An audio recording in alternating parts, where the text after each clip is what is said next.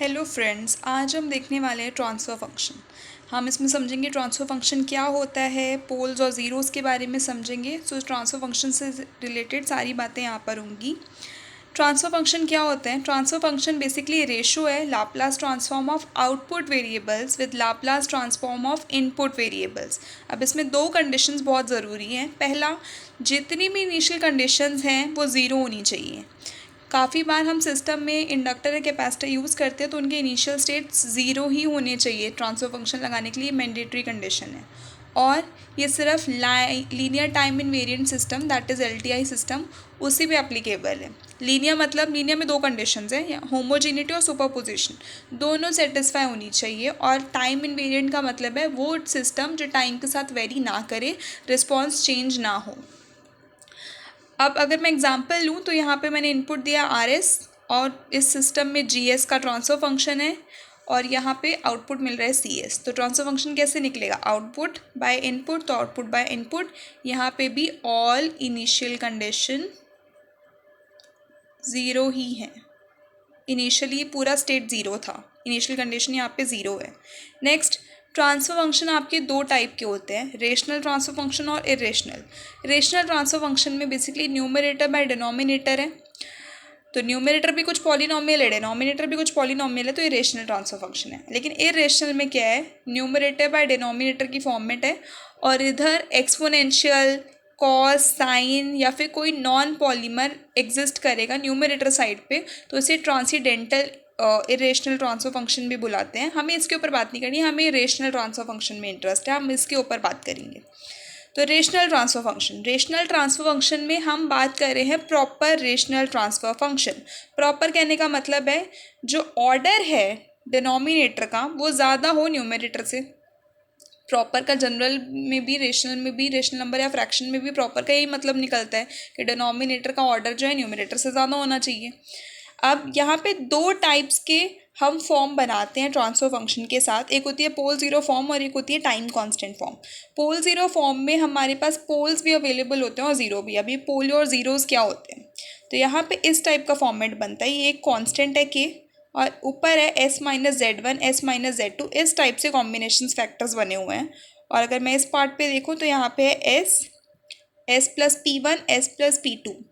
Zeros क्या होते हैं? ज़ीरोज़ में हम न्यूमरेटर को ज़ीरो के बराबर रखते हैं। अब जो भी फैक्टर आएंगे, एस की वैल्यूज़ आएंगी, वो सारे मेरे ज़ीरोज़ होंगे। जैसे न्यूमरेटर है वो उसको ज़ीरो पुट करा तो यहाँ पे Z1, Z2 मुझे वैल्यू मिली, तो ये सब क्या है? ज़ीरोज़ है। वैसे ही पोल्स में क्या करेंगे? पोल्स में डिनोमिनेटर को हम ज़ीरो पुट करेंगे। डिनोमिनेटर को ज़ीरो पुट करके मेरे को जो एस की वैल्यू मिलेगी वो मेरे पोल्स होते हैं। तो यहाँ पे एस की वैल्यू ज़ीरो मिल रही है, इससे -P1, इससे -P2। लेकिन अगर मैं देखूँ इन सब की पावर है वन, इधर भी पावर इन दोनों की क्या है? वन है। इसकी पावर क्या है? वन है। इसकी पावर भी वन है, इसकी पावर भी वन है, इसकी पावर भी वन है। लेकिन इधर जो -P2 आया है उसकी पावर टू थी।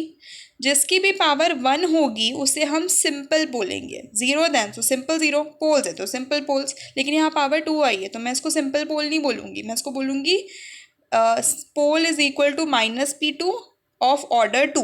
दो सेकेंड ऑर्डर का ये मेरा पोल है।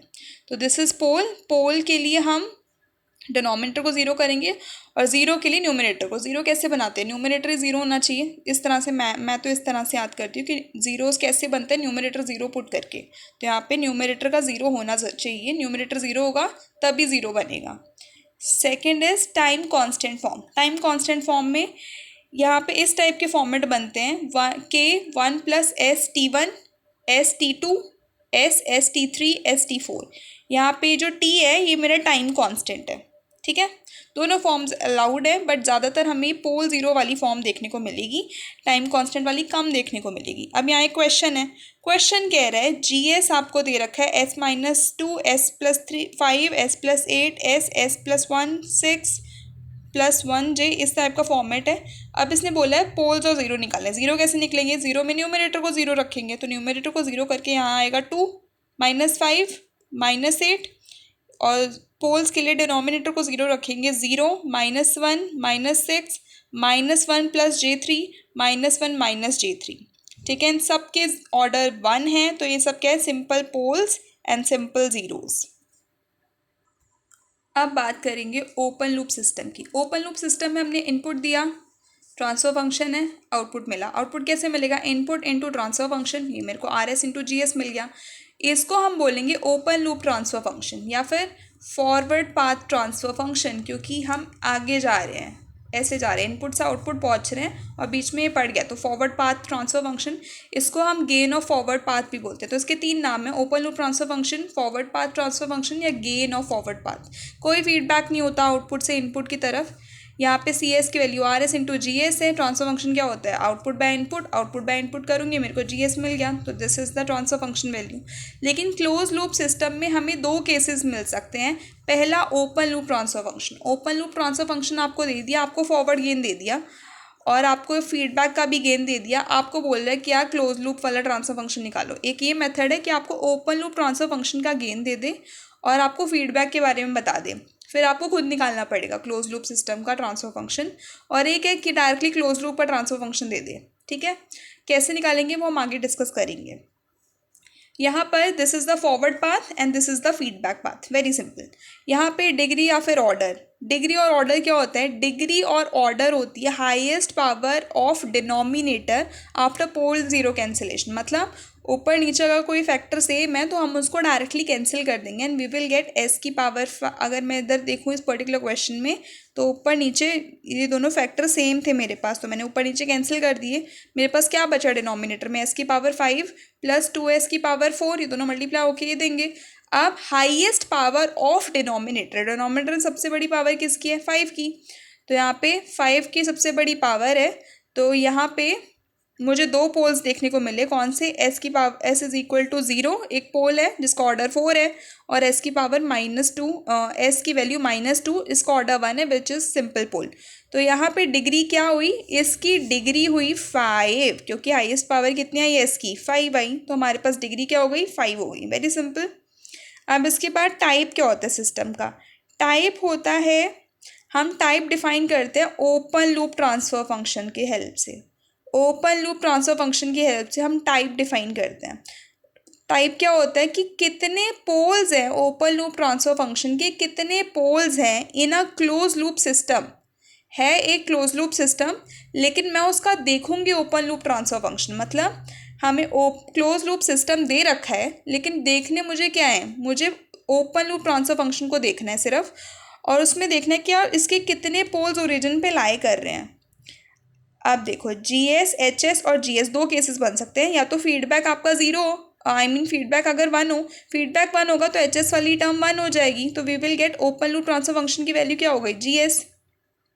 अब यहाँ पे देखो, यहाँ पे हमें है GS HS, तो GS इंटू HS।